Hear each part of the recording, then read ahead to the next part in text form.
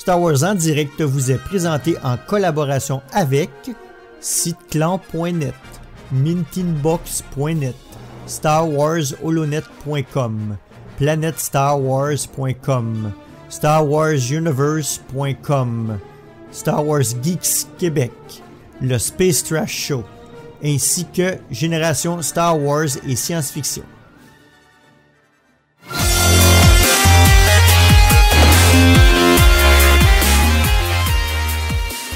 Bienvenue à Star Wars en direct, la voix du fandom Star Wars pour cette édition enregistrée le 29 octobre 2019, consacrée à la dernière bande-annonce de The Mandalorian, juste avant le lancement de Disney+, le 12 novembre. Je suis Sylvain et je suis entouré de Jérémy. Bonjour Jérémy. Bonsoir à tous. Et de Céline. Bonsoir Céline. Bonsoir et bon après-midi.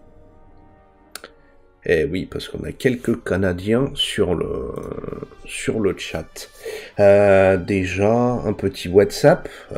Quoi de neuf dans la vie Star Wars, Céline? Pas grand-chose. J'ai investi dans un nouveau micro, donc je suis de retour en onde après de multiples soucis sur mon ancien micro. Donc je suis hyper content. Mais sinon, après, j'ai pas beaucoup avancé. J'ai un petit peu avancé sur Résistance. Voilà, pas grand-chose. D'accord. Et toi, Jérémy? Alors moi, un gros WhatsApp et plusieurs petites anecdotes. Mon WhatsApp, c'est à 90-95% sûr. Je devrais en mars prochain aller en vacances à Los Angeles. Et donc je pourrais probablement aller voir le Star Wars Galaxy's Edge, prendre plein de photos, plein de vidéos et les faire partager à tout le monde par la suite. Quel chanceux! Ouais. Alors, je mets donc déjà là, Jérémy se verra péter les genoux à peu près 1 heure avant d'embarquer dans son avion. Il n'y a pas de raison. Ça serait bien dommage quand même. Donc voilà, ouais, normalement j'irai en mars. Dès que j'ai les dates plus précises, évidemment, j'en parlerai un peu plus et j'essaierai de faire un reportage là-bas sur place. Sinon, quelques petites anecdotes.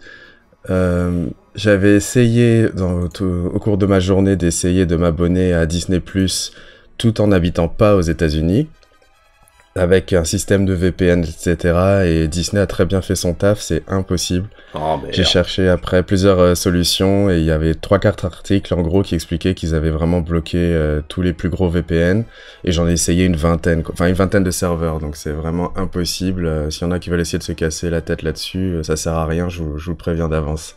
D'accord. Donc voilà. Tu casses tous nos rêves là. Ouais. Non, après il y a toujours les méthodes yeho, comme diraient certains, pour pouvoir quand même voir les Mandaloriens quand ça sortira. Ah, je connaissais pas cette expression. Nous, on dit d'habitude de l'oncle d'Amérique qui nous envoie les épisodes, mais... Oh bah ça revient à la même. Ah, mais comme je n'habite plus en France depuis 10 ans, je savais même pas que ça existait. Si, c'est tonton d'Amérique qui nous fournit. D'accord. Ou nos tontons canadiens, pour le coup. Pour le coup, oui, souvent. Donc voilà, et dernière petite anecdote, c'est quelque chose que j'avais complètement oublié de partager, j'en suis assez fier. Quand je m'étais marié il y a plus d'1 an et demi, en fait ma belle-mère m'avait fait un cadeau et je n'étais absolument pas au courant. Je vais mettre la photo sur le chat. En fait, elle m'avait fait en cadeau une pièce montée dont je n'étais absolument pas au courant. Et donc, et ma femme et moi avons été très surpris, dans le bon sens pour ma part, pour elle peut-être un peu moins. Oh, voilà. Oh, je suis mignon tout plein. Excellent. Donc pour ceux qui ne voient pas, on mettra quand même la photo, c'est une pièce montée à l'effigie d'un Stormtrooper avec nos prénoms sur les côtés. Et voilà, je regardais à nouveau les photos il y a quelques jours et je me suis dit, mais mince, j'en ai parlé à personne. Donc c'était assez dommage. Voilà. D'accord. Eh bien, moi, côté WhatsApp, pareil, j'ai changé de micro dernièrement. J'ai aussi réussi à faire interviewer par notre collègue Thibaut 2 personnes de Hasbro qui travaillent sur les Black Series. Donc Sam Smith et Patrick Schneider, qui développent et qui conçoivent la ligne de figurines de Black Series. L'épisode est déjà sur YouTube et sur YouTube, je crois. Donc c'était une très bonne surprise que Hasbro ait accepté de faire ça, de les interviewer. A priori, on n'est pas nombreux à les avoir interviewés, hein. Donc on va dire que c'est quand même une grosse exclusivité. Et si vous demandez pourquoi c'est Thibaut qui fait toute la discussion, c'est juste que je suis une quiche en anglais. Je vous laisse passer les détails, mais autant je comprends l'anglais, autant le parler, c'est mort. Donc pour avoir un échange propre et de qualité, il a mieux fallu que je laisse la place à quelqu'un qui était totalement bilingue. Et encore une fois, je remercie Thibaut d'Outrider d'avoir accepté de jouer le jeu. Et puis aussi, je continue les Black Series, hein, et là j'ai récupéré Mandalorian, la figurine de Mandalorian. Je sais clairement que j'aurais pas dû l'acheter parce qu'elle est, je l'ai payé 3 fois le prix, donc ça va, je sais, hein, mais je la voulais. Et aussi, j'ai réussi à avoir Palpatine sur son trône, là, la figurine exclusive à Amazon. Et moi, j'attends et j'espère, je tanne toujours les gens de Disney France pour avoir la date de lancement de Disney Plus en France. Mais ils veulent pas me la donner, la date. Et je crois qu'en fait, ils l'ont pas du tout. Donc, ils avaient dit premier courant de l'année, non? Ouais, premier semestre. Le problème, c'est que premier semestre, c'est 6 mois. Hein. Ça de janvier à juin, donc ça vise large. Ouais, c'est déjà une belle fourchette. Ceci dit, moi j'ai commencé à voir des choses sur Orange. Quand tu vas sur le replay de Disney Channel, ils te disent comment dire, il y a un bandeau pour une autre chaîne. Alors je sais plus comment ça s'appelle. C'est pas Disney Plus, mais c'est Disney Super ou je sais pas quoi. Et en fait, dedans il y a du contenu Star Wars, du contenu Marvel. Enfin, clairement, on sent qu'ils préparent quelque chose. Mais je vous l'avais déjà signalé, alors je sais pas à nos auditeurs, mais au courant de cette année-là, comme je suis aussi chez Orange, qui est un fournisseur d'accès à Internet en France, j'avais participé à un sondage sur différents types d'offres, et le logo de Disney Plus était apparu. Donc forcément, ils vont faire un partenariat. Mais où, quand, comment, quelles sont les modalités, on ne sait pas encore. Après, en France, on commence à avoir de plus en plus de bundles. Canal+, maintenant, ils proposent Netflix. Donc, peut-être qu'ils vont s'allier avec un autre fournisseur. Peut-être, justement, OCS pour Orange ou Canal+. Je pense que s'ils font un partenariat, ça sera certainement pas une exclusivité pour pouvoir toucher le plus de monde possible. Ouais, c'est pas à voir. Ce sera un autre débat, parce qu'on va continuer non plus, on va pas tourner pendant des heures là-dessus. Donc on vous rappelle notre politique spoiler, tout ce qui est disponible sur les canaux officiels, donc Twitter officiel, Facebook officiel, site officiel, n'est pas spoiler. Voilà, c'est notre politique depuis le début. Nos plus récentes émissions, eh bien, c'est le Star Wars en direct express, entrevue avec les créateurs de Hasbro, et l'épisode numéro 178, consacré à la dernière bande-annonce de The Rise of Skywalker. Donc là, normalement, rien qu'en écoutant ma prononciation sur le titre, vous devez avoir compris pourquoi c'est pas moi qui parlais en anglais durant ce Star Wars Express. On vous rappelle quelques petits messages informatifs de la part du leader suprême qui nous écoute, j'imagine, d'une oreille attentive. Nous avons donc notre nouveau salon Discord, normal, vous êtes dessus, une boutique officielle, pour afficher votre amour pour votre podcast préféré. Et vous avez intérêt à nous croiser avec ces jolis vêtements et autres au logo de Star Wars en direct. Sinon, on vous mange tout cru. L'adresse de cette boutique, c'est starwars.direct/boutique. Et avant de passer en hyperespace, on va remercier nos partenaires cyclan.net, mintinbox.net, starwars-holonet.com, starwars-univers.com, planète-starwars.com, Star Wars Geek Québec, le Space Trash Show, Génération Star Wars et Science-Fiction. Et enfin, j'ai oublié personne pour une fois. Et puis avant de passer en hyperespace, on va saluer les gens qui nous suivent en direct sur le chat. Donc on a Anthony, Danny, notre suprême leader, David, qui fait aussi partie de l'équipe SWD, Dragon Elvish, Fanny Bean, Le Dave et Lucas. Bonjour à tous. Il y en a un qui est arrivé, Curix81. Ah bah, je l'avais pas vu. Bonjour. Bah non, il est arrivé pile quand t'es passé, t'as passé Anthony et t'es passé sur Danny. Ah voilà, c'est ça de faire les choses par ordre alphabétique. Eh bien, on va se lancer en hyperespace. Oh crap! Prepare to jump into hyperspace on my mark. All right, stand by.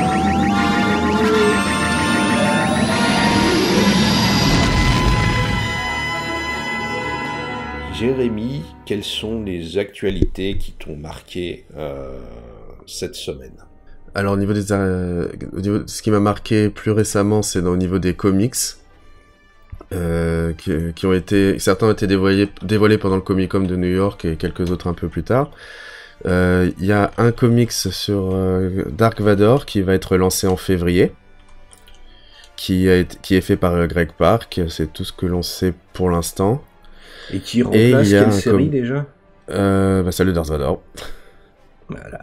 Et une nouvelle série de Dr. Aphra, qui remplace, qui est écrite par Alicia Wong, qui remplace Dr. Aphra, et qui sortira en avril 2020, si aucun retard n'est annoncé.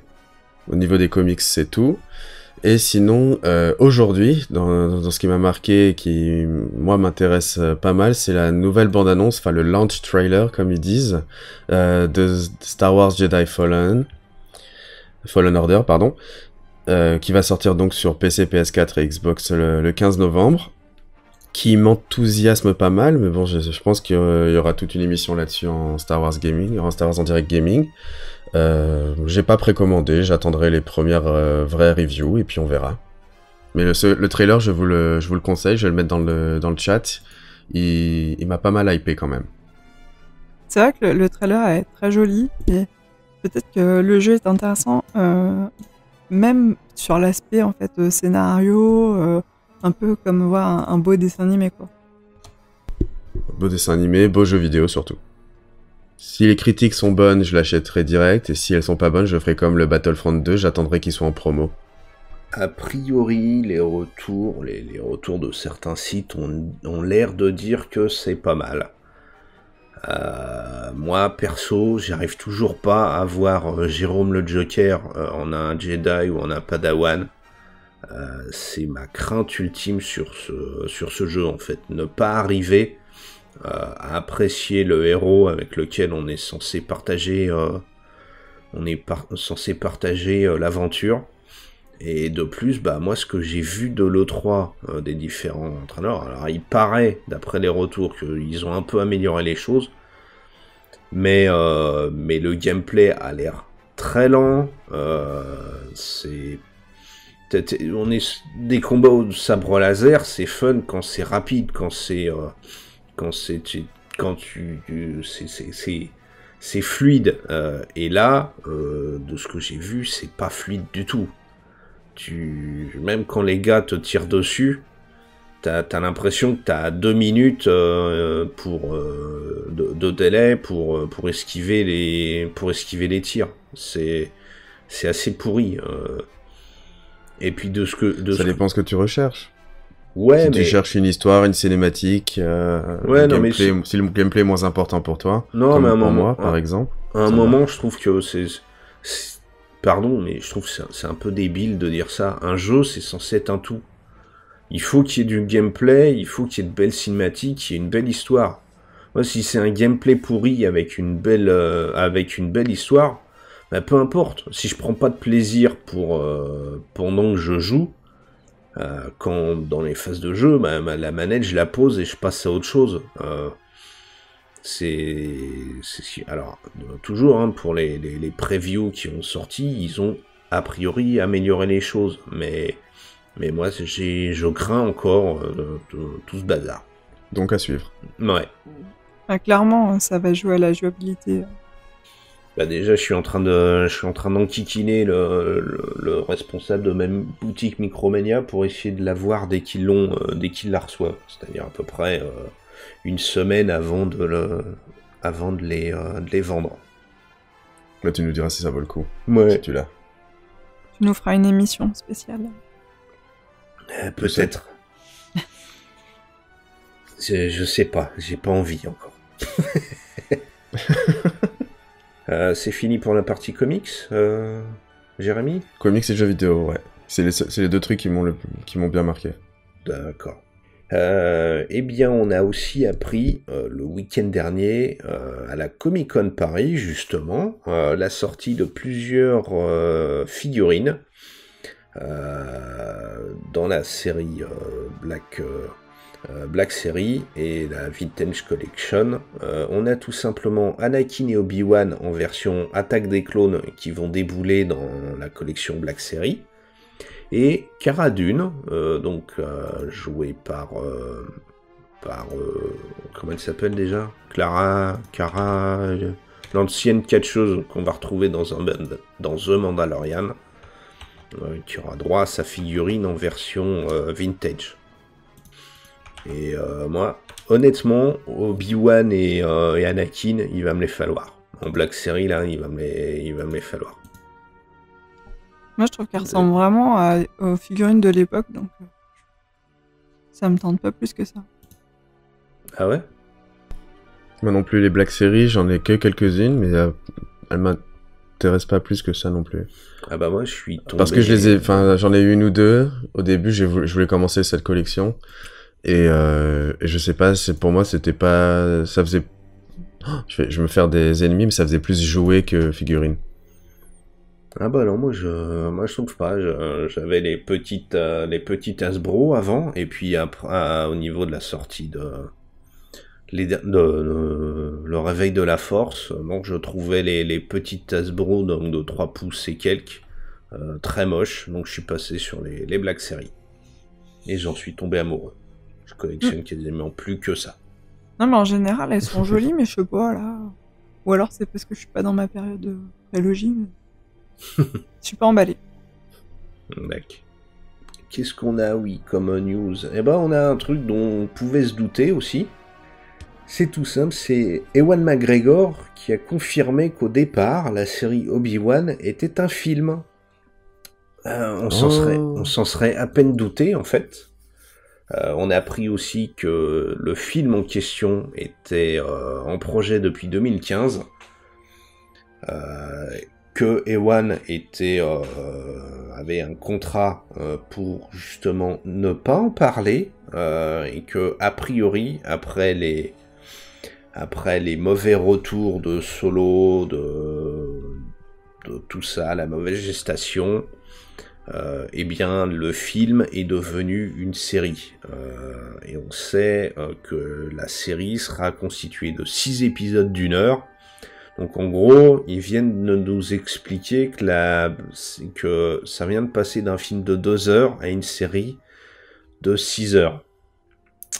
Quand je vous dis qu'on va voir Obi-Wan pendant 4 heures faire griller des chamallows sur un feu de camp, vous voulez pas me croire. Mais moi je sens que ça va être ça. Ils partent d'un film de 2 heures et ils en font une série de 6 heures.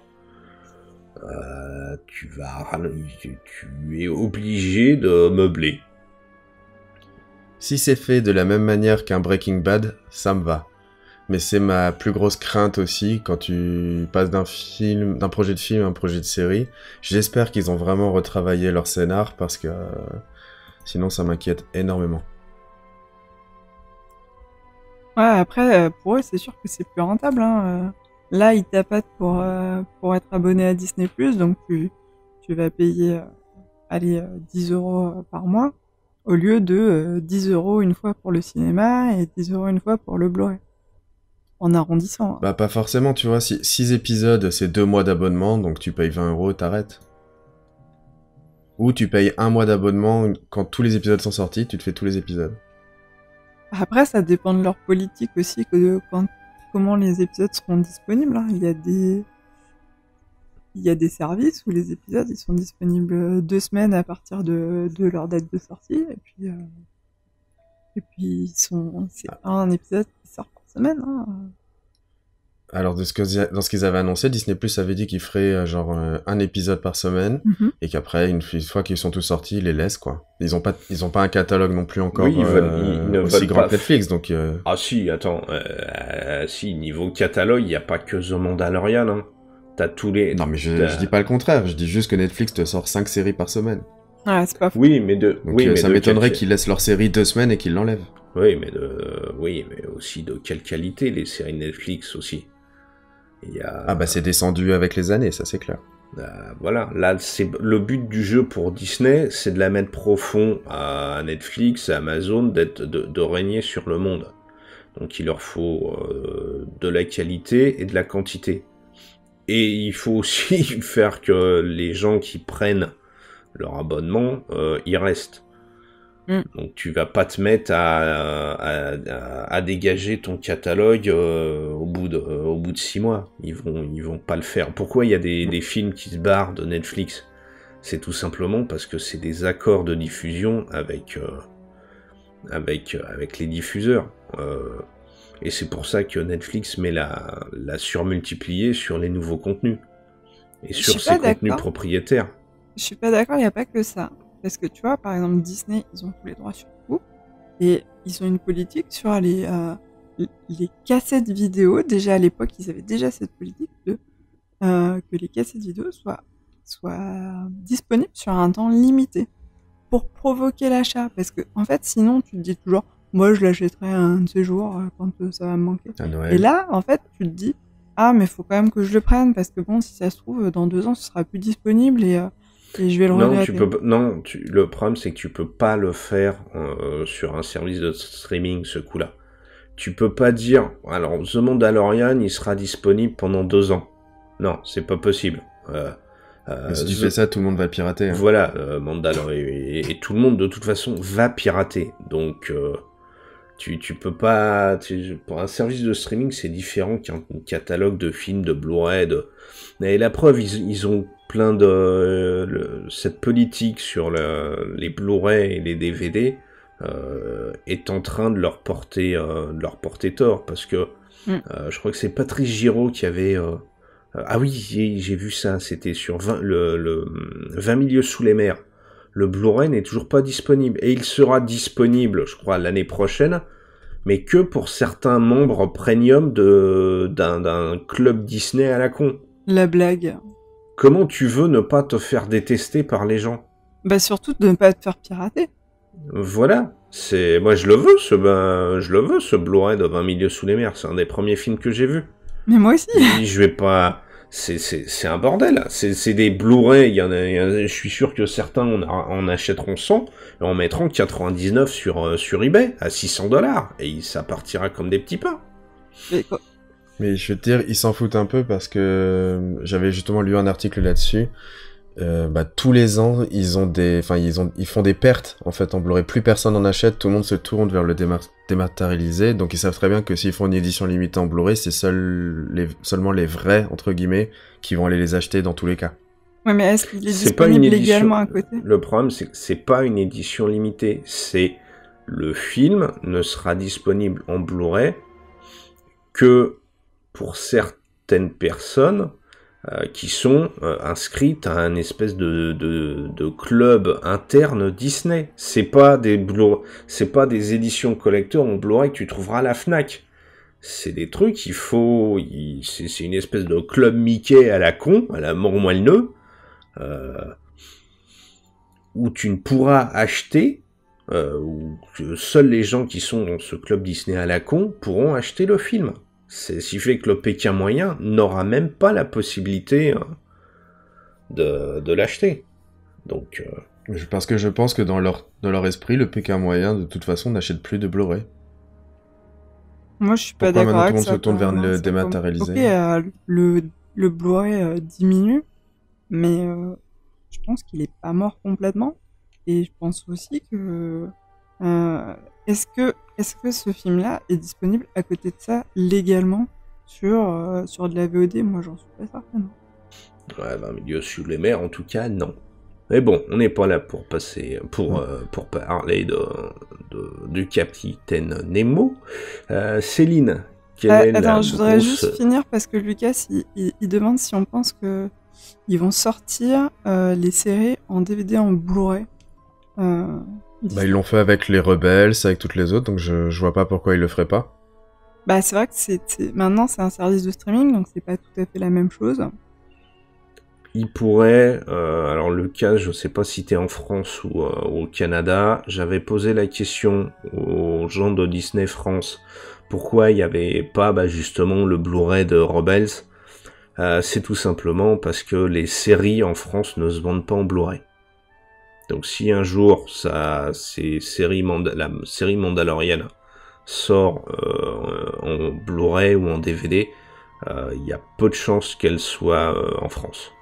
Qu'elle sorte en format Blu-ray en France. Ouais, enfin là on parle d'un dessin animé et d'une série à côté quand même. Je pense que les bonnes séries, elles se vendent bien en Blu-ray, hein. Game of Thrones, quand tu regardes les ventes de Blu-ray et les ventes de DVD, je pense qu'il n'y a pas photo. Oui, mais Game of Thrones, c'est pas un service de streaming, c'est une chaîne télé. Mais par exemple, sur Netflix, il y a quelques séries qui sont sorties en Blu-ray. Il y a Our Planet, tout ça, mais les exclus Netflix, non. Ah tiens, tant qu'on est sur Game of Thrones, Céline, quelle est la grande news Star Wars en lien avec Game of Thrones? Eh bien, il y a quelques années, on nous avait dit « Oui, on a embauché les super créateurs de Game of Thrones, Benioff et Weiss, pour faire une super trilogie Star Wars. C'est trop bien !» Et a priori, maintenant qu'ils sont libres, ils ont fait un peu monter les enchères entre Disney+, Netflix, tout le monde. Et puis, c'est Netflix qui a réussi à faire le plus gros chèque, apparemment. Et donc, ils ont dit « Oh, c'était super, Star Wars, on adore Star Wars. George Lucas a fait Star Wars et il nous a fait au même moment. C'était vraiment génial d'avoir pu rencontrer les équipes de Star Wars. C'était un rêve de notre vie. Mais en fait, on préfère aller travailler sur Netflix. » Bon, Kathleen Kennedy a quand même dit non, mais ils sont super talentueux, donc on espère qu'un jour on pourra travailler avec eux. Bon, on verra. J'aurais bien aimé entendre sa voix dire ça, genre voir s'il y a de l'amertume ou pas dedans. De Kathleen Kennedy. Ouais.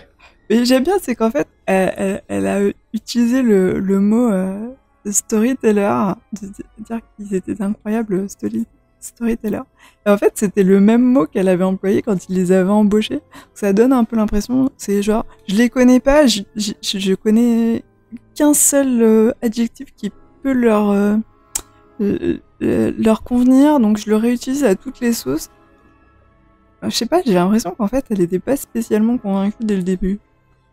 Moi, je pense qu'elle est dégoûtée et que elle fait juste un communiqué pour dire que tout va bien, tout est gentil, comme ils ont fait depuis qu'ils ont repris Star Wars avec Disney en disant non, le monde il est beau, le monde il est gentil, tout le monde s'aime, tout le monde s'adore. Mais je pense qu'elle a les nerfs. Et en ce qui concerne Benioff et Weiss, est-ce que c'est vraiment un plus gros chèque de la part de Netflix ou un plus beau projet, une plus grosse idée avec peut-être, j'imagine comme c'est Netflix, une plus grande liberté d'expression? Parce qu'on voit par exemple avec le Disney Lucasfilm, Phil Lord et Chris Miller qui ont été virés comme des grosses merdes de Solo parce qu'ils pouvaient pas justement s'exprimer comme ils en avaient envie. Est-ce que c'est vraiment une histoire d'argent? Moi, je pense que c'est peut-être aussi le projet qui a pesé dans la balance. Je pense que c'est un peu de tout. Il y a forcément la taille du chèque. peut-être la liberté créative, mais faut arrêter de penser que Disney ou Lucasfilm c'est le mal qui verrouille tout et que Netflix ils sont tout beaux, ils sont tout gentils. Les deux Ils font moins de bruit. ils font moins, oui, mais il y a deux façons de faire moins de bruit. Museler les gens ou être vraiment gentil. Je suis pas sûr qu'à Hollywood, des gentils, il y en ait encore beaucoup en activité. Donc voilà. Après, honnêtement, j'aimerais pas non plus être à la place de Benioff et Weiss parce que, en gros, ils ont salopé le boulot avec Game of Thrones pour la dernière saison et ils sont partis un peu fâchés avec HBO. Là, ils viennent de se fâcher avec Disney et Lucasfilm. Bon, bah j'espère pour eux que leur projet Netflix va bien se passer parce que si jamais ça se passe mal, les deux gars ils vont vite se retrouver SDF à mon avis. Hein. Et plus personne ne voudra leur filer du boulot. Surtout que c'est assez marrant parce que je crois que c'est ce week-end. Ils ont fait une espèce de conférence où j'ai suivi ça un peu en diagonale sur les réseaux sociaux, où ils expliquaient un peu comment ils ont bossé sur Game of Thrones depuis le début. Et en gros, ce que t'apprends, c'est que les deux gars, c'était quand même des amateurs depuis le début. Les premières années de la production de Game of Thrones, c'était du gros mode YOLO. Donc je trouve quand même qu'il y ait ça ce week-end, que là on est mardi, on apprend que maintenant ils partent parce qu'ils peuvent pas gérer leur projet Netflix et Star Wars en même temps. Je trouve que ça commence à faire beaucoup en fait. Je sais pas, j'ai pas entendu ce que tu viens de me dire, ta source, je sais pas si elle est au plus fiable ou pas, mais je sais pas, moi quand tu me parles de séries télé, au niveau des scénaristes, franchement on en connaît combien? On en connaît à peine 5, tu vois, et les deux là, je peux dire que si un jour ils reviennent vers Disney, moi je suis persuadé qu'ils les accueilleront à bras ouverts. Moi, je fais Comme ils l'ont fait d'ailleurs Disney au niveau cinéma avec, comment il s'appelle? Avec James Gunn. Oui, mais c'est différent là. Je sais pas. Si, c'est totalement différent. D'un côté, ils ont un réalisateur, un scénariste qui leur a fait un bon gros film qui était intégré à la Marvel Family et qu'ils ont dégagé à coups de latte dans le cul pour des blagues de merde postées il y a 10 ans. Blagues de merde et propos de merde qui ont été remontés à Bobby Iger par un néo-nazi de mes deux. Et Bob Iger est tombé dans le panneau. Donc ils ont dégagé un mec pour des propos de plus de 10 ans, et ils se sont retrouvés avec des acteurs, avec les acteurs, donc les gardiens, qui étaient vent debout contre ça, et qui disaient, et dont certains disaient, si vous prenez pas Gunn, nous on revient plus. Et vers un public qui disait, mais vous avez chié dans la colle, là, Disney. On vire pas des gens, même pour des propos outranciers qu'ils ont fait il y a 10 ans. Disney et Bobby n'avaient pas d'autre choix que de ramener Iger. Sinon, toute leur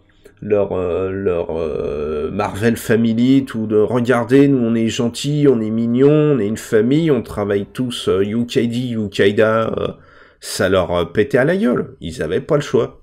Et c'est totalement différent de Benioff et Weiss qui partent parce que vous comprenez, on a deux gros projets, on n'a pas le temps de tout gérer. Moi, je suis d'accord avec toi, Sylvain. Benioff et Weiss, ça me fait un peu aussi penser à Trévolo, quoi.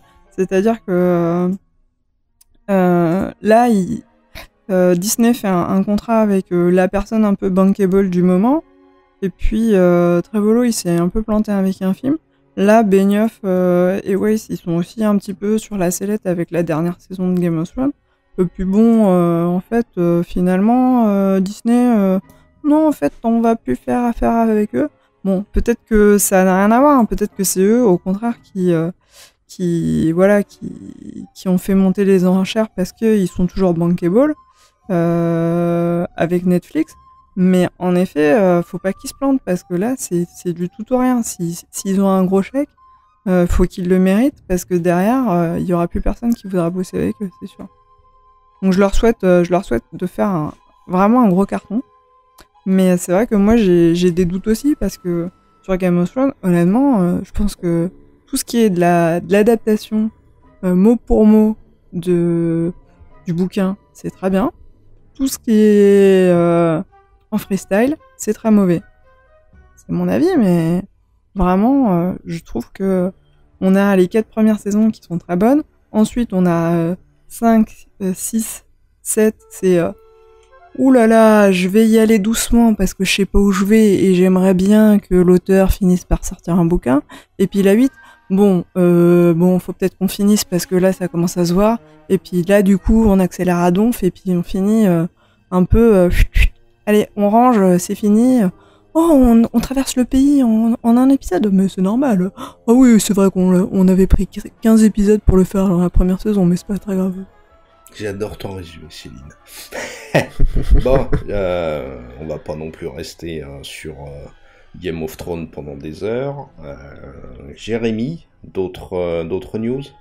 Une dernière news, oui, c'est concernant Star Tours pour quasiment tous les Disneyland sauf celui en Chine, je crois, qui en gros maintenant le Star Tours desservira la lune océanique de Kef Bir qu'on a aperçu brièvement dans le trailer du dernier Star Wars. Donc j'imagine que lorsqu'on verra le film, eh bien, on aura encore plus envie de visiter cette planète et que du coup, on courra tous dans notre Disneyland le plus proche afin de regarder tout ça. Oui, on va y aller. Oui, du coup, en mars. Espérant que ce soit vite mis sur Disneyland Paris, qu'on puisse aller les voir nous aussi et pas 3 décennies après tous les autres. Oui, toi, du coup, ce sera peut-être disponible en mars, Jérémy. Bah, j'espère bien. Je compte là-dessus quand même. Je pense, mais je vais je vais me balader dans l'univers Star Wars, ça va être un kiff. Je fais ça pour énerver Sylvain. Ah. Eh ben, vu qu'il va me brouter encore longtemps, lui, on va passer au cœur du sujet. L'analyse du second teaser de The Mandalorian. Alors, le teaser avait été teasé par une petite vidéo Facebook sur le compte de Star Wars. Il a été teasé ce week-end, je crois, ou lundi ou ce week-end, je sais plus, où on voyait finalement la réaction des 3 acteurs principaux. Ah bah tiens, Gina Carano, Pedro Pascal et Carl Weathers. Qui était tout joie et tout bonne humeur devant cette bande-annonce. Vous retrouvez cette vidéo bien entendu sur Star Wars en direct, notre page Facebook et notre Twitter. Eh bien, maintenant, ça va être à nous d'analyser plan par plan le trailer. Et on est là jusqu'à demain matin, 8h. Je travaille demain matin, moi. Ah, pas de bol. Il y a quand même quelques images qui sont récupérées du premier thriller, donc ouais. On pourra aller un peu plus vite sur celle-là. Bah, par exemple, tout simplement, la première. Oui, c'est l'ouverture d'ailleurs. À peu près sur les mêmes choses, donc les crânes Enfin, non, les casques de Stormtrooper, ouais. Parce qu'il y a une tête dedans, c'est pas. Non, a priori, il y a plus personne dedans. Vu l'état, ça a été bouffé. Puis sur les casques qui sont sur les pics, il y aurait quelque chose dedans, ce serait tombé. Peut-être. Il y a quand même des je crois que c'est le même début que la première bande-annonce. Ouais, c'est quasiment... c'est quasiment le même début. J'aime bien l'effet d'ombre qui est fait sur le plan avec les pics. Bah moi, il me fait penser à l'affiche teaser qu'on avait de la menace fantôme. Oui, avec Anakin. Ouais. Avec l'ombre de Vador. L'ombre de Vador sur la tente. La tente, non, la sculpture. Et puis on voit aussi, sur ces plans-là, on voit en fait le Mandalorien de dos. On l'a... Qui avance, ouais, qui marche. Ouais. Durant d'image générale, toute cette bande-annonce, il y a quand même pas mal de clins d'œil au western, quand même. On verra par la suite aussi, mais ça fait un peu, tu sais, il manquait plus que la petite botte de foin, là, qui passe d'un côté à l'autre, quoi. Et aussi, toute la bande-annonce, on entend la voix de Maurice Herzog. Ouais. Qui parle durant toute la bande-annonce, qui nous raconte un peu qui nous donne plutôt quelques pistes pour nous mettre un peu la pression et nous donner un petit peu l'état de la série, du monde dans lequel on est. Sa première phrase, c'est un monde plus pacifique depuis la Révolution. Donc, comme on sait que la série se passe après le retour du Jedi, est-ce que la Révolution, ce serait pas la chute de l'Empire, justement? Il y a des chances, hein. Ah bah tiens, David est d'accord avec toi. Ouais, ah bah au moins un, c'est bien. Ensuite, on les voit à flanc de falaise sur des espèces de grosses bébêtes qu'on appelle des blurs. On a les noms de ces machins-là, c'est des blurgs. C'est des blurs. Alors, je crois qu'il y a quelqu'un qui a vomi quand ils ont trouvé le nom, à mon avis. Et je pense.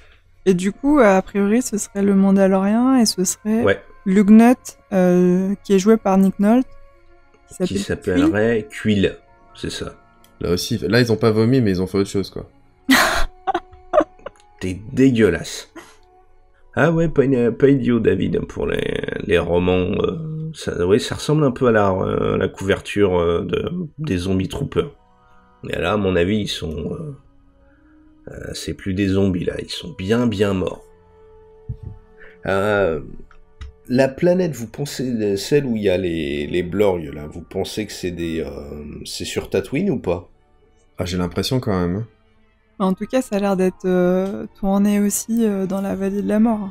En tout cas, ce plan-là.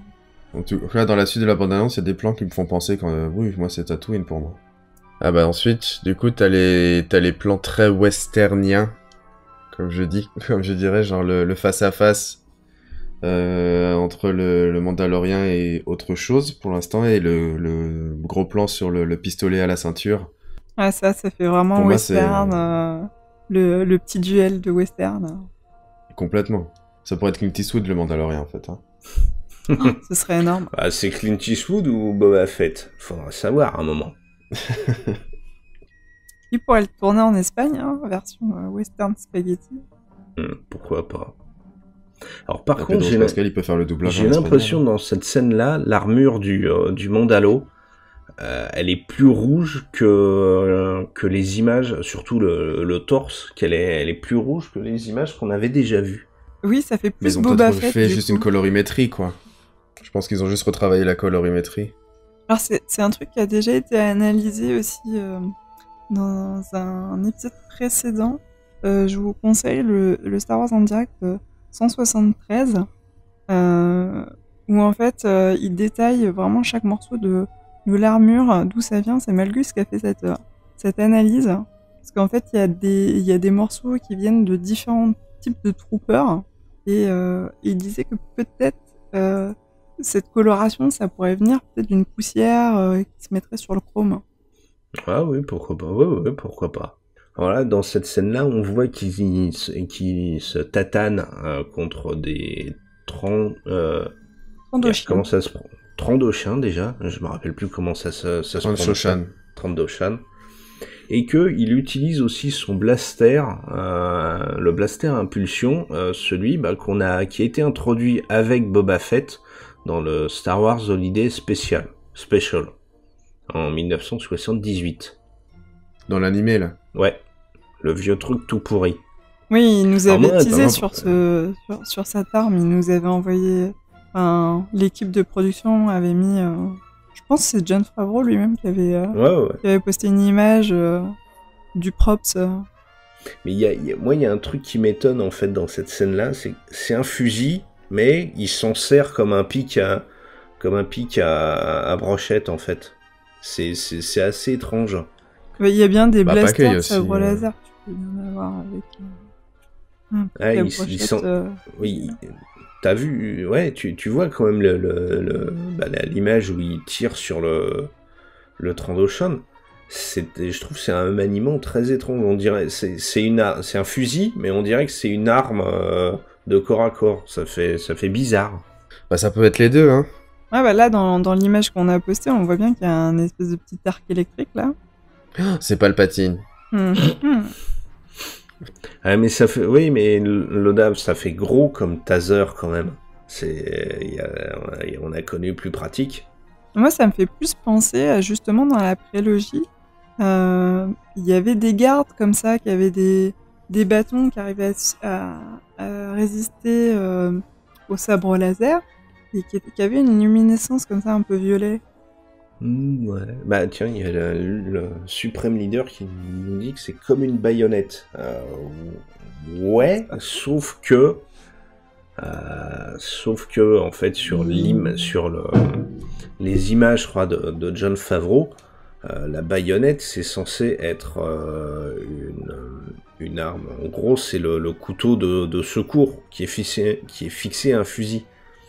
Là, on dirait que la partie taser, c'est le fusil, et c'est ça que je trouve étrange. Un fusil, c'est censé être fait pour tirer de loin, et là, c'est un fusil taser. Bon, bizarre. Ça serait pas incohérent. Tu peux envoyer une petite boule d'énergie, enfin boule électrique, ou juste le garder en corps à corps et le garder actif et le garder électrifié. Mais il n'empêche que cette scène, pour moi, c'est la première scène qui tout dure, quoi. Dans le sens où, genre, déjà, visuellement, elle est belle, la chorégraphie a l'air pas mal, tu vois. En comparaison, par exemple, avec Jedi, le Fallen Order, où tout a l'air lent, ça a l'air rapide, et ça a l'air très réaliste, et moi, ça me plaît. Ensuite, on voit une congélation carbonique, a priori sur un Trandoshan aussi, non?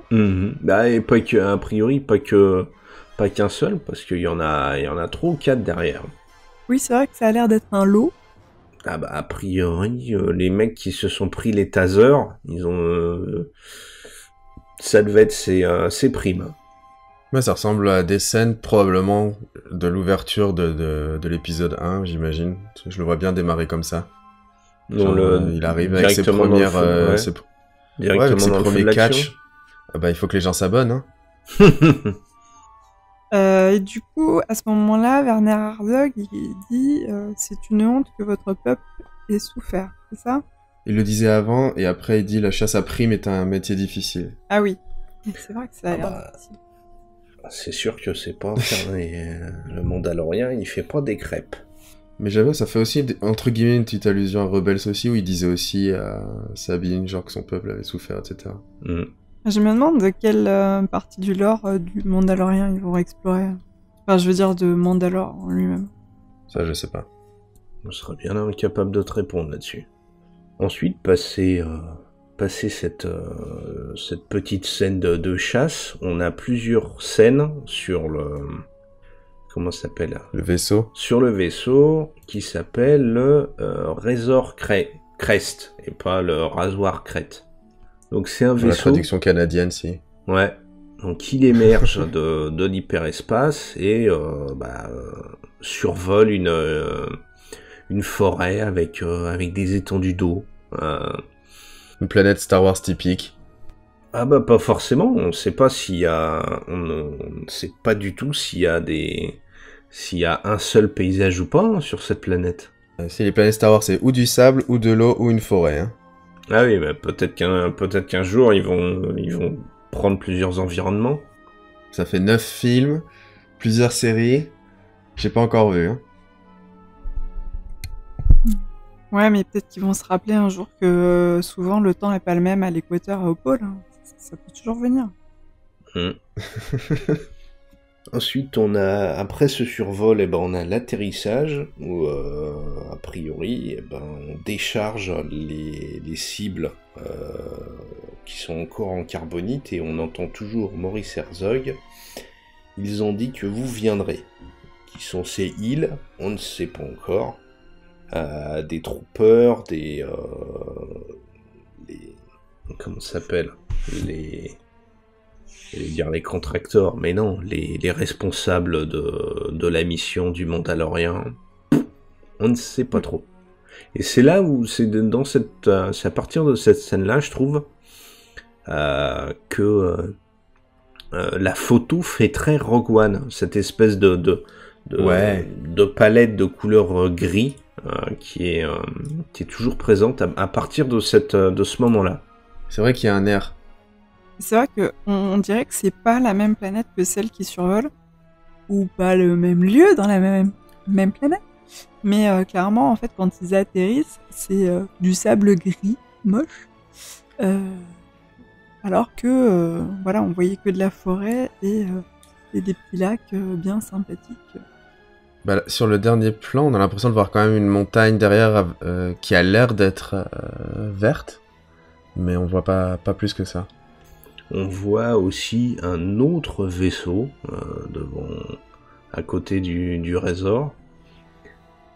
Et on a une architecture, moi, qui quand même fait penser, encore une fois, à Tatooine. Si tu regardes les maisons, c'est la disposition, même la scène de la cantina qui est après.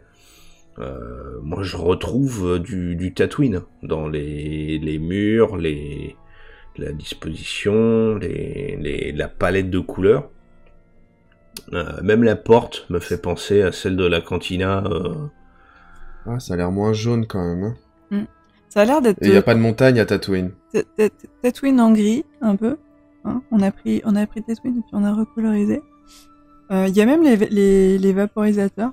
C'est assez impressionnant. C'est vrai que ça fait vraiment penser au même type de désert où il faut se débrouiller pour obtenir de l'eau. Et est-ce que c'est que moi ou l'autre vaisseau, enfin le petit vaisseau à droite, il ressemble peut-être de loin, ou peut-être que mes souvenirs sont erronés, mais un petit peu à la petite navette qui sort du Ghost. J'y avais pas pensé, mais c'est possible, ouais. La petite, non, trop gros. Oui, il pourrait... Je pense que c'est plus gros que la navette. Le Ghost, il a quand même la taille du Faucon, a priori. La navette, elle est quand même beaucoup plus petite. Là, c'est un vaisseau qui est de la taille du Razor. Bah non, quand tu regardes par rapport au personnel, il a pas l'air très très grand quand même, ce vaisseau. Je sais pas. Par rapport au robot qui est en dessous. Quoique non, il est en arrière-fond, t'as raison. Voilà. Regarde, si tu mets tout à la même échelle, ton Mandalorien, il est 2 fois plus petit que le robot ton Mandalorien, imagine, tu dis, il fait 1m80. Ton robot, il fait 3 mètres. Collé à côté. Ils sont pas à la même distance. Bah oui, mais voilà, c'est pas sur les mêmes plans. Mais là, quand même, tu vois bien que ton vaisseau, le vaisseau à droite, c'est pas une navette de secours. C'est un truc beaucoup plus massif. En tout cas, on peut dire que les vaisseaux, il y a un effort certain pour qu'ils aient un look Star Wars trilogie originale et qu'on se sente pas dépaysé.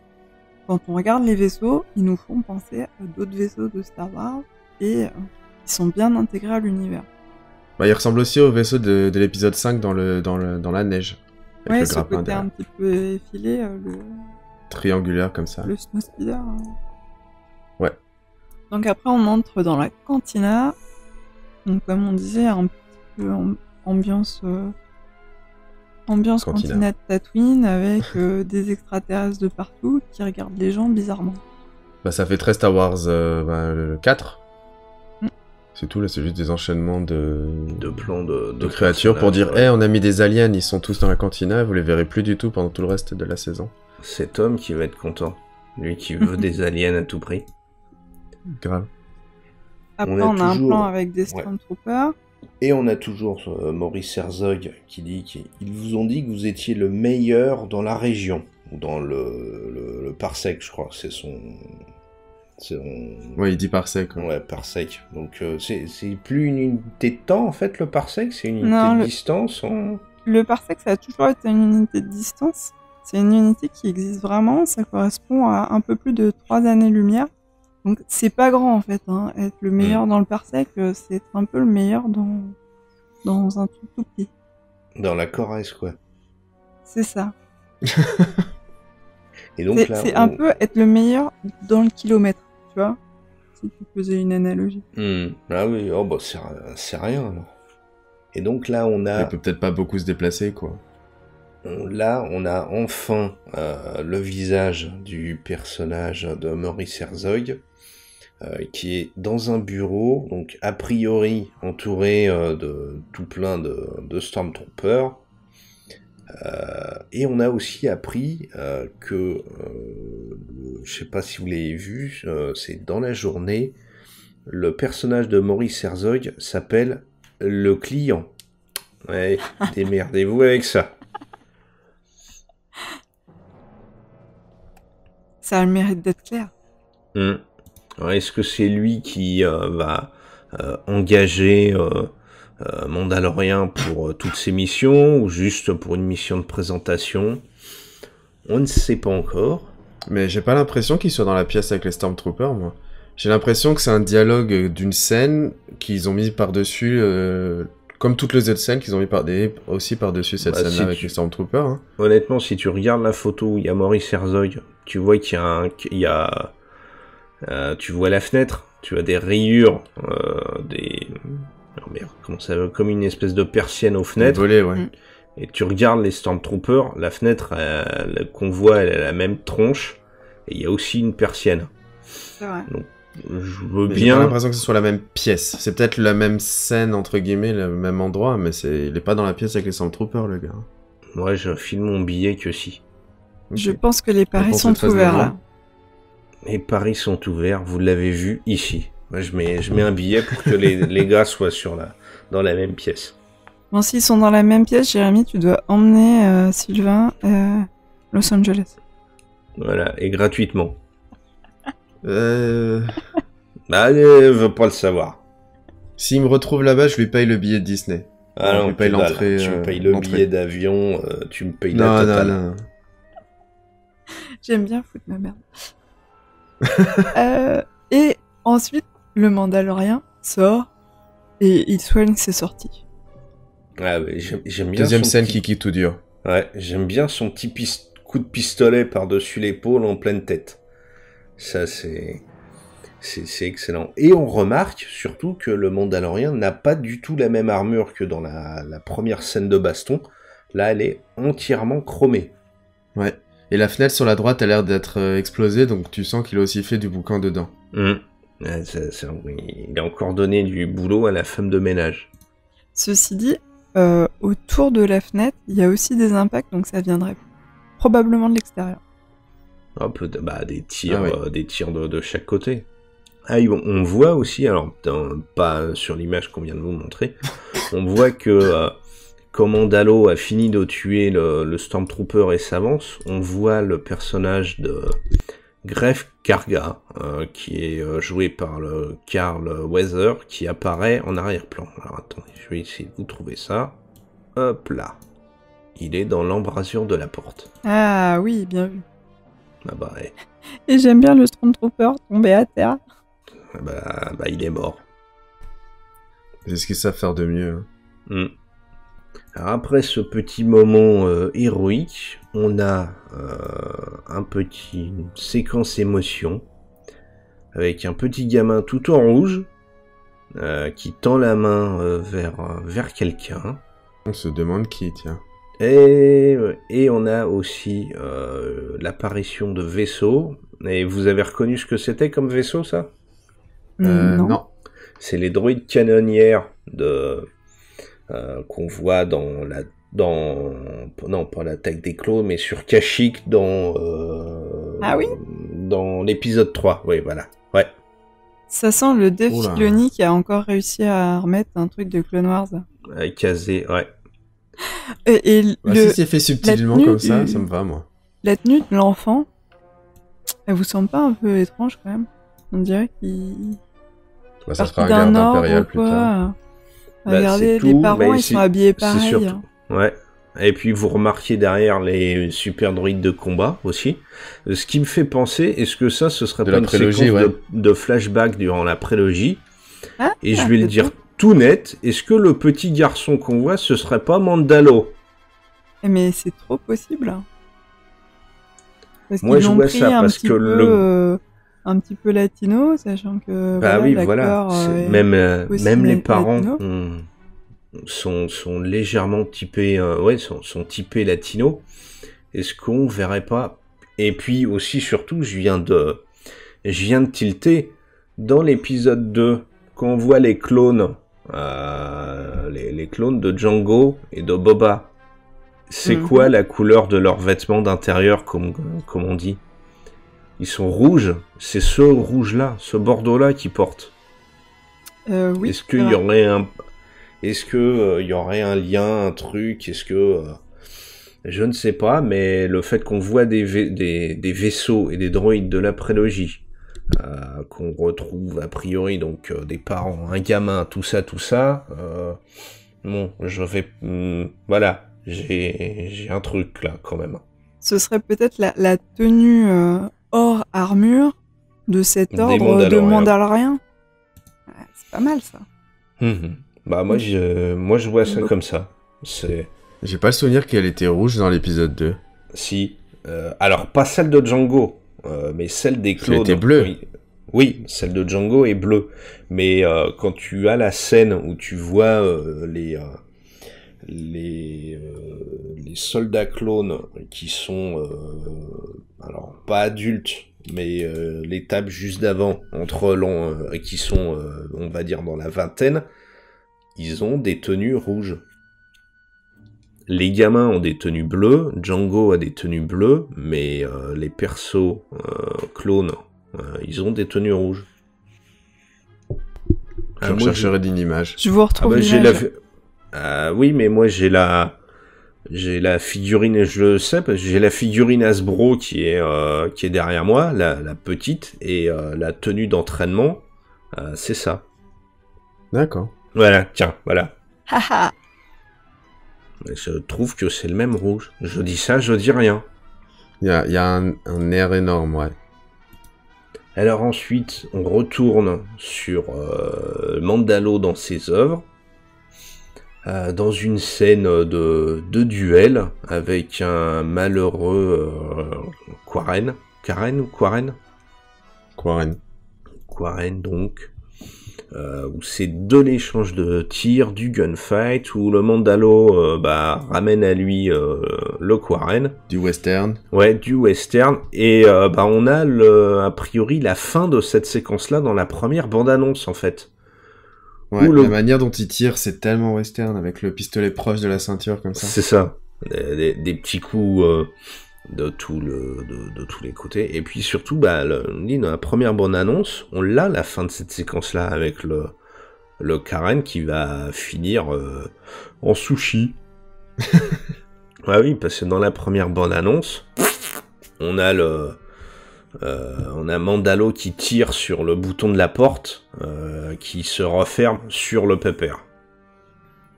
Ensuite, on a un autre moment de bravoure avec une grosse bébête, un gros rhinocéros poilu, qui s'appelle Elasmotherium, à vos souhaits. Peut-être qu'on est a priori toujours sur la même planète, hein, au niveau du sol, de la colorimétrie. Ça, on a l'air de pas être parti en fait. Hein. Ça a l'air juste un peu plus boueux. Mais ça, c'est la vase. Vu la tronche du rhinocéros laineux, moi je pense que c'est pas de la boue, hein. C'est d'éjection. Et ça, encore une fois, je trouve que ça s'intègre super bien à l'univers Star Wars, parce que ça fait très Banta, mais version rhinocéros. Après l'effort, le réconfort.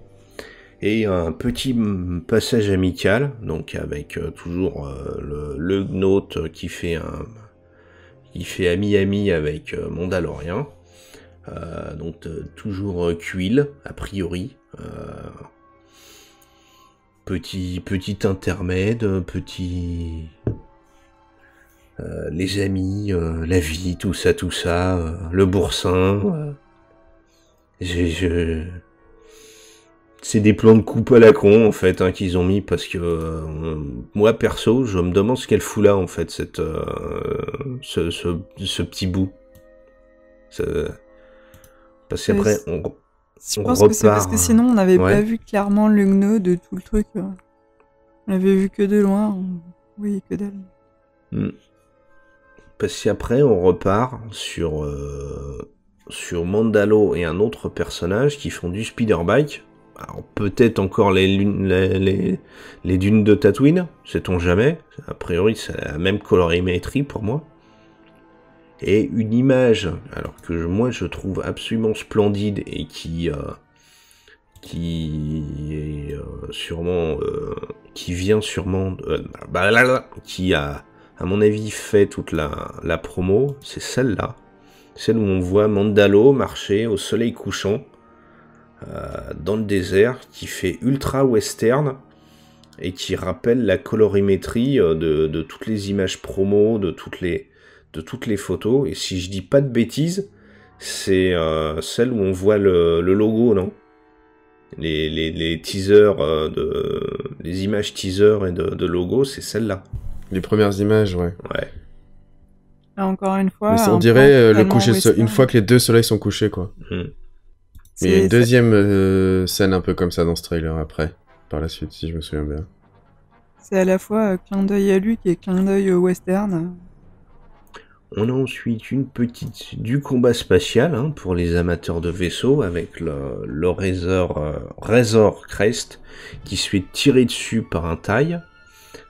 Peut-être le TIE du grand méchant a priori, hein, qu'on va apprendre à détester dans pas trop longtemps. On voit ensuite, a priori ça pourrait être l'équipage ou l'équipage du Mandalorien, peut-être, ou un groupe de chasseurs de primes, d'amis, avec... des acolytes, ouais. Ouais, Carl Weathers au premier plan. On voit aussi, à la suite, Cara Dune. Ouais, qui fait... qui après, a priori, a l'air de bien connaître Mandalo.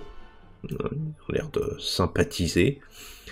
Cara Dune, on vous rappelle que c'est une ancienne Stormtrooper, ou Stormtroopeuse qu'on dit. Elle a l'air d'être dans un village. Oui. Elle a l'air d'avoir pas mal d'habitants derrière. Peut-être comme s'il arrivait chez elle et qu'elle le saluait. Comment ça, commando, David ? Moi je dis elle vient de l'aider à faire quelque chose et puis du coup là ils disent ok on repart tous les deux et on va faire une mission je sais pas quoi. Ou alors elle est devenue peut-être, ou alors elle est devenue la protectrice de ce groupe d'habitants, hein, sait-on jamais. Bah moi je pensais plutôt ça, il arrive et elle représente les habitants pour l'accueillir, mais peut-être que c'est l'inverse, peut-être qu'au contraire elle lui dit au revoir. Il y a David dans le chat qui nous dit qu'il se demandait pas si c'était pas une commando rebelle. Alors ça je sais plus du tout. Ouais, mais c'était pas officiel que ce soit une ancienne Stormtrooper ? Oh, t'es peut-être en train de nous spoiler ? Et c'est la faute de David. Bah ensuite t'as le grand méchant du coup. Ouais. Après les scènes bucoliques, le grand méchant, c'est un rebelle Shock Trooper. Oui, bah un Shock Trooper, c'est un impérial hein, au début. Donc on a donc le Moff, comment il s'appelle ce type-là ? Le Moff Gideon. Non, Gideon. Non, Gideon. Non, Gideon. Non, mais ça se prononce G, le G en anglais. Bah, Gideon. C'est comme GIF. Je ne rentrerai pas dans ce débat. Je t'enverrai une vidéo, Jérémy. D'accord. Donc là, on voit dans les images qu'il est entouré de sa petite armée de Stormtroopers et de Death Troopers. Donc c'est définitif, ils vont nous les caser absolument partout maintenant. Bah lui-même a une armure qui ressemble un petit peu, enfin qui fait assez Death Trooper. On remarque aussi que la maison qu'on voit, c'est celle où Mandalo sort et en met une en pleine tête à l'un des troopers. On reconnaît la porte, les impacts, la fenêtre, tout ça. Ouais. Et le Moff Gideon qui est joué par Giancarlo Esposito, formidable acteur de Breaking Bad pour ceux qui connaissent. Et qui finira aussi donc par avoir une mort à la con. Oh. À la con, on va pas changer le débat, mais quand même. Là, une petite séquence assez marrante où on voit IG-11 flinguer tout le monde de tous les côtés. Peut-être toujours devant la même porte. A priori, ouais, ça a l'air d'être le même type de séquence. Alors, est-ce que ce serait pas les renforts finalement qui arriveraient Parce que ça pourrait, hein. Parce que il n'y a pas que des Stormtroopers par terre. Je dirais qu'il y en a pas beaucoup en fait des Stormtroopers par terre, au sol. Non, oui, on voit pas les Stormtroopers au sol. Après, peut-être qu'ils sont de l'autre côté de l'écran. Mm-hmm. Après, c'est étrange parce que c'est pas la même... Quand tu regardes les scènes avant, ça a l'air plus gris, plus boueux, et là, ça a l'air plus clair, comme si le soleil s'était levé, ou je sais pas. Mais en tout cas, je pense qu'il y a un laps de temps qui s'est passé. Oui, c'est vrai qu'on dirait que Entre c'est le plus brun, alors qu'avant, c'était plus gris. Donc, est-ce qu'ils veulent te faire croire que c'est tout au même endroit, le même planète, ou même le même épisode, alors que ça se trouve, t'as des petits, toi, des cuts comme ça, qui sont dans un dernier épisode et d'autres du premier. C'est possible aussi, ils l'ont fait avec les précédents films aussi. Ouais, Ouais, pourquoi pas. C'est un peu un sport national des bandes annonces. Hein. Bien sûr. Après toute cette violence gratuite. Ah bah vous voyez, il y a Shadow Trooper. Non, lis pas. Non, il dit que j'ai raison. Ah, vous voyez, j'ai raison, nananer. Bien donc, après le fait que j'ai raison et ces petites séquences de violence gratuite, on a une scène bucolique où on a une personne jouée par l'actrice Ming-Na Wen qui a l'air de pouvoir et de vouloir démasquer le Mandalorien. Et après, j'ai l'impression que c'est au même endroit que là où il dit bonjour, au revoir à Carla Dune. Il y a les mêmes types de maisons derrière. Ouais. Ça, a priori, ça pourrait être ça. Donc, a priori, c'est qui ? C'est sa sœur, sa compagne, sa tante, la voisine. C'est la sœur de Cara Dune et elle est amoureuse du Mandalorien parce qu'il vient de lui sauver la vie. Ah voilà. Ouais, sans doute. Parce qu'en plus, là... Et clairement, il se laisse faire. Il y a aucun doute là-dessus. Elle est peut-être même sa femme, tu sais, ou tu vois, je sais pas. Son ancienne femme et il est parti vivre sa vie de bounty hunter et je sais pas. Ou alors, on peut imaginer plein de choses. Hein. Ouais. Ou alors, ils nous ont carrément menti et en fait, c'est elle. Elle va lui retirer. Elle retire le casque, elle le met et en fait, tous ceux qu'on va suivre réellement, cette nana-là. Dans la peau du Mandalorien. Mais on est sûr que c'est Ming-Na, moi je la reconnais pas. Hein. Bah, en tout cas, c'est ce que... moi, c'est l'info que j'ai trouvée. C'est ce qu'on me met. Donc, Et après, donc... De nouveau Cara Dune. Ouais, qui défouraille. Puis un nouveau personnage qu'on n'avait pas encore vu, qui a priori ici marche sur ses bonnes, c'est Bill Burr. Ça, c'est le nom de l'acteur qui tire de tous les côtés avec en plus un blaster Predator. Hein, le truc à l'épaule qui sort, qui tire tout seul. Moi, ça, c'est du Predator. Moi, je pense que c'est Julia Jones. Je vous ai mis la photo. Celle qui joue dans Twilight. Plus que Ming-Na. Au niveau du nez et tout, je trouve que ça colle pas. Moi aussi, dans mes infos, c'est écrit que c'était Ming-Na Wen. Hein. Les paris sont ouverts. Dans le chat, vous pensez que c'est Ming-Na ou que c'est Julia ? En tout cas, pour revenir sur Bill Burr, à la base, c'est juste un stand-upper américain qui fait de l'humour très violent. Donc je trouve ça étonnant de le voir dans un film, quoi. C'est tout, c'était pour la petite anecdote. D'accord. Mais je connais pas, donc... si ça se trouve, ça a été un boulet qui va mourir passer le couloir. Bah, je sais pas, parce que vraiment, il est hyper connu dans le milieu du stand-up. Hein. Donc, s'ils ont fait une promo un peu avec lui en tant que non tête d'affiche, s'il meurt au bout de 2 secondes, c'est très dommage.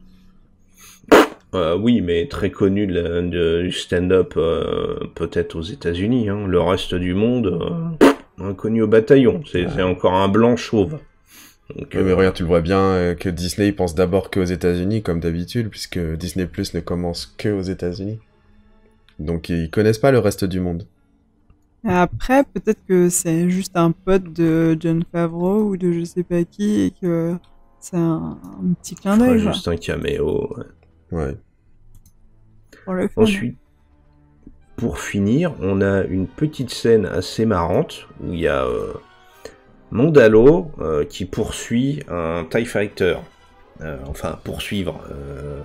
Il est surtout accroché avec son câble au toit du TIE Fighter du Moff Gideon.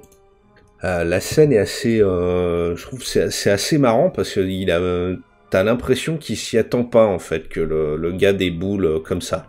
Ouais, t'as l'impression qu'il essaye de s'enfuir et que du coup il s'est accroché au dernier moment et... Ouais. Peut-être que... Ça va être une scène, je pense, qui va être très très bien aussi. Hein. Enfin, je veux dire, toutes les scènes d'action ont l'air vraiment bien. Ouais, alors si je peux mettre peut-être un petit bémol, je trouve que ça sent le découpage numérique en fait. Entre l'acteur qui joue le Moff, donc Giancarlo, je le trouve très découpé par rapport au reste de l'image. Donc je sens le truc qui soit fait entièrement sur fond vert. Je trouve ça un peu chiant en fait. Peut-être, moi j'ai pas vu en premier visionnage en tout cas. Bah, pas au visionnage, mais sur les arrêts sur image, je trouve que ça fait, je sais pas si vous dans le chat, si ça vous fait le même effet, mais je trouve que ça fait très fond vert ça. C'est vraiment la seule image qui me fait penser ça en fait. Moi, oui, il a l'air mieux éclairé que le reste, ouais. Ça m'a pas trop piqué les yeux. Et puis, pour finir, on a une petite surprise. Donc là, en fait, on revient quasiment a priori au début de la bande-annonce parce qu'on voit Mandalo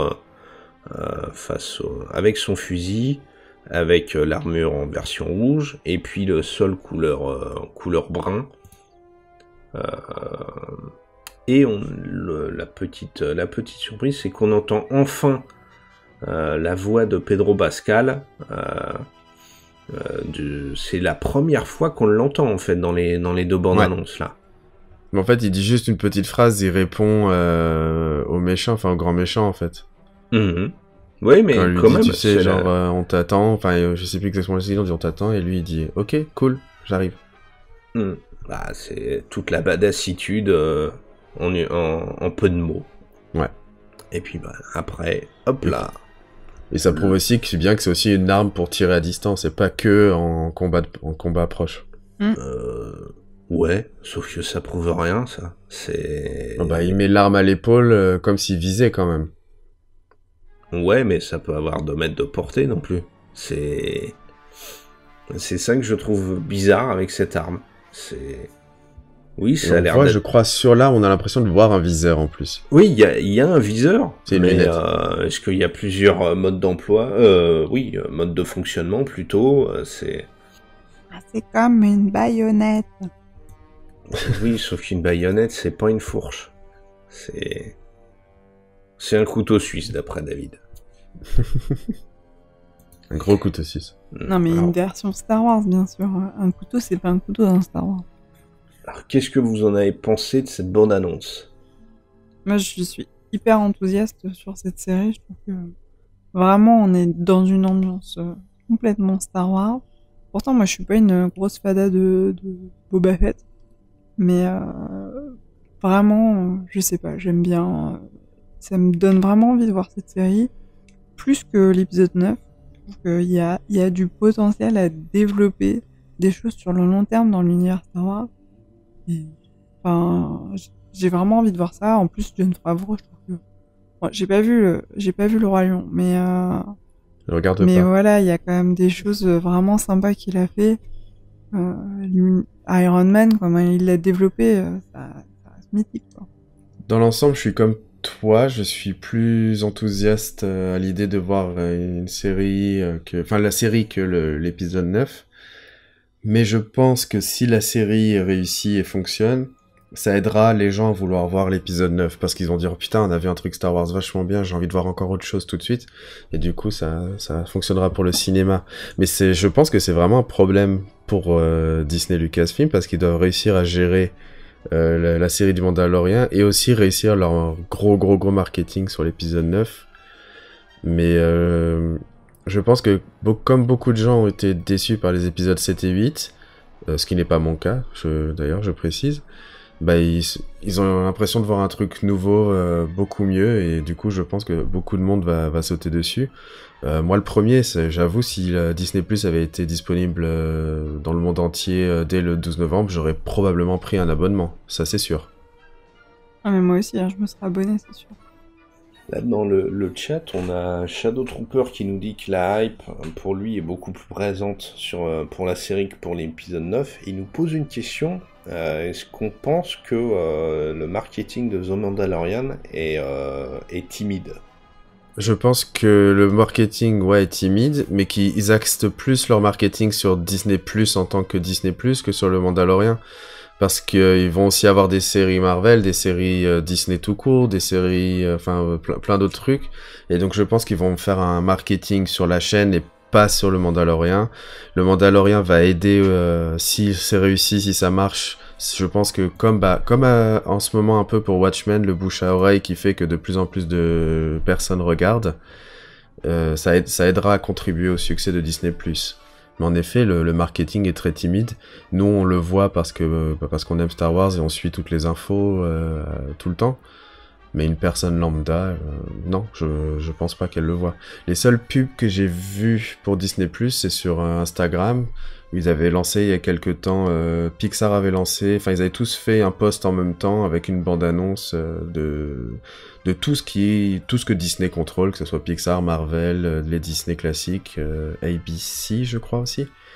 Donc voilà, c'est pour ça, ils font un marketing sur une chaîne, pas sur une série. Mais je suis d'accord que même en général, tout l'aspect Disney+, je trouve que le marketing est pas si énorme. Alors c'est peut-être le fait qu'on soit en France et qu'ils le lancent pas plus en France. Il faudrait avoir le retour de nos amis au Québec qui eux sont concernés par Disney+, bien plus rapidement que nous.